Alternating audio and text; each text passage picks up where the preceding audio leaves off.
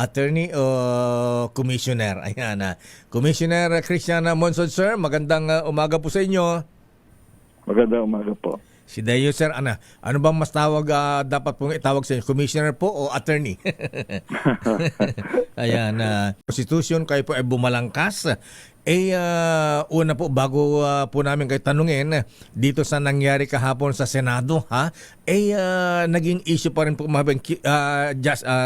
Commissioner, yung pong constitutionality ng impeachment complaint.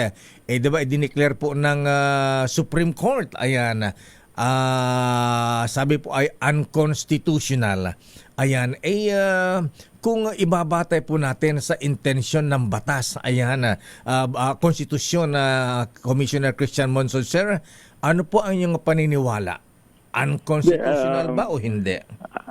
Actually, yung nag-file kami at saka yung House, Opo. to the Supreme Court na mali yata yung kanilang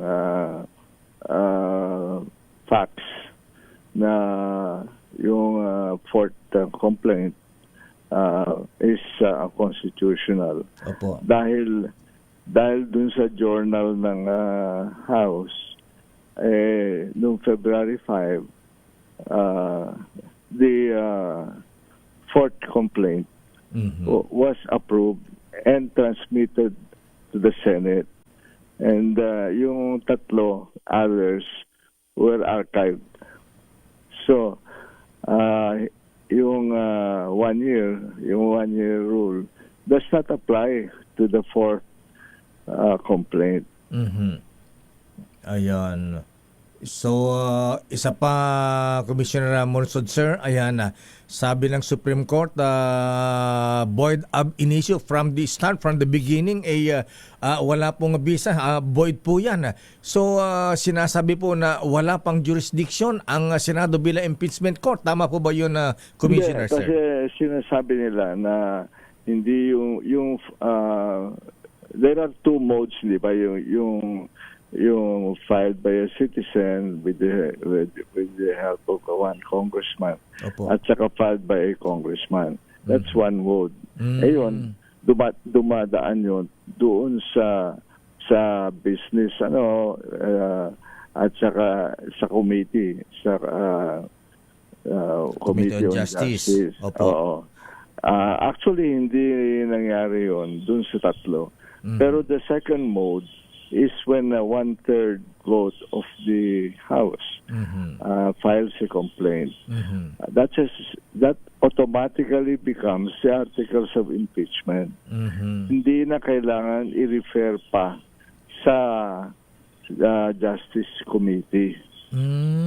Yun ang intent dun sa Constitution. Kaya nga, iba yung dalawa yun eh. Dun sa ikalawang mode, ang iniisip namin noon is that we have to liberalize a impeachment charge because it is our way of protecting the rights of the people against a government official who has betrayed the public trust. Ayun. Okay? Na dapat there must be a faster way than going through a committee and going through a debate on the in the House, no? Ayun, yun yung 1/3 vote.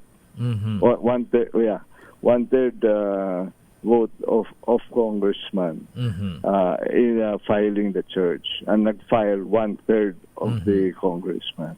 You forgo the reference to the committee and the debate in the House. Ngayon, sabi ng Supreme Court na dapat daw yung method na yon na 1/3 vote of the congressman should have the approval of the plenary.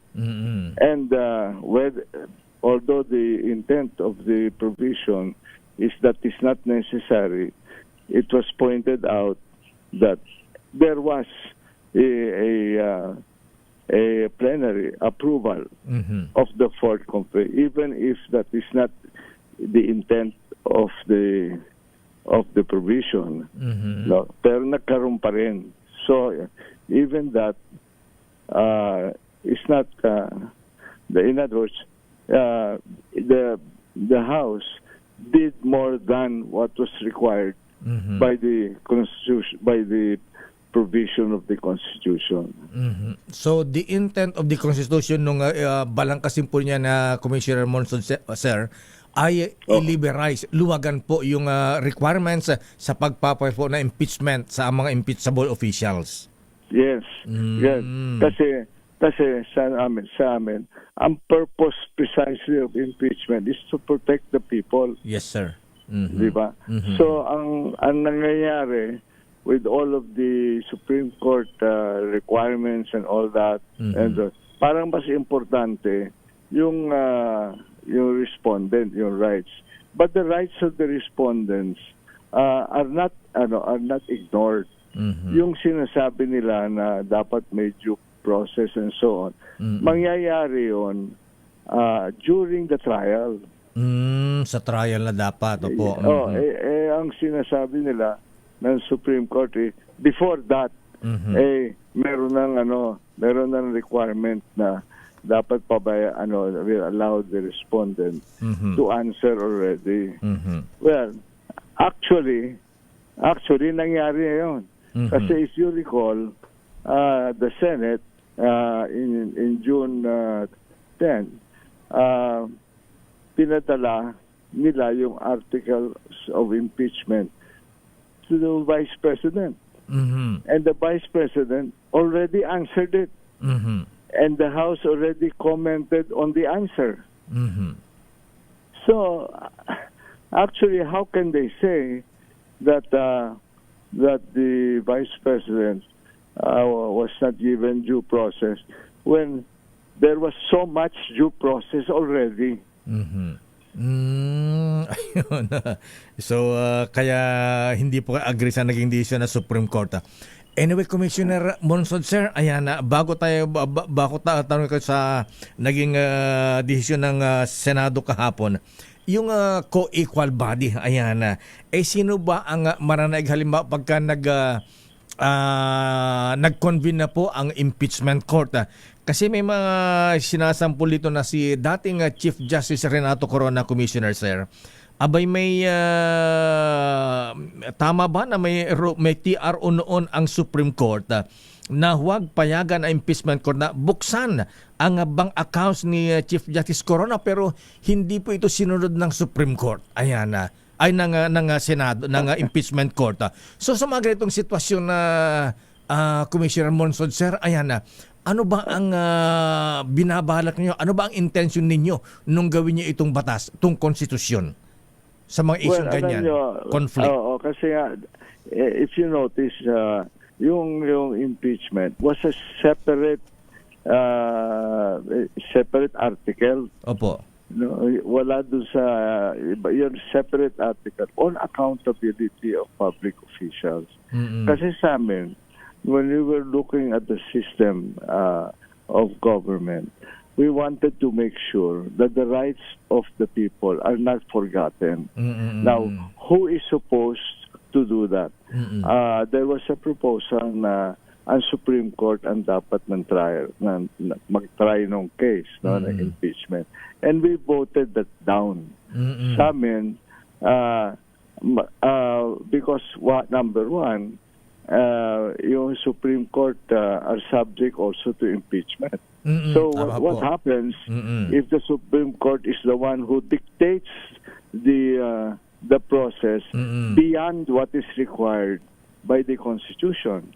So sabi namin, gawin natin, ang prosecutor is the House and the one who the trial is with the Senate, because the members of the Senate and the members of the House are elected by the people. Kung may ginawa silang hindi tama, the people can outvote, can refuse to vote for them in the next elections. Na hindi tama yung ginawa nila, hindi nila pinrotect yung rights ng the people. Supreme Court, appointment. Di ba? So Okay. kung ano po ang magiging ruling ng impeachment court, hindi po pwedeng pakialaman ng Supreme Court, Commissioner Monsod, sir. Yes and no, hindi naman. Kaya sa akin, yung Supreme Court, tama naman that they define when is a charge initiated. Sila nag-define noon. Ang sabi ko, pero itong latest decision ng Supreme Court, parang they went beyond what they should be doing. Na sila ang naging yung primary in effect primary judge. Kasi for example, sabi nila kailangan makita nila yung evidence. If the evidence is strong enough for a impeachment. That's not their job. Ang ginawa nila, they inserted themselves in the process in a manner that was not contemplated by the Constitution.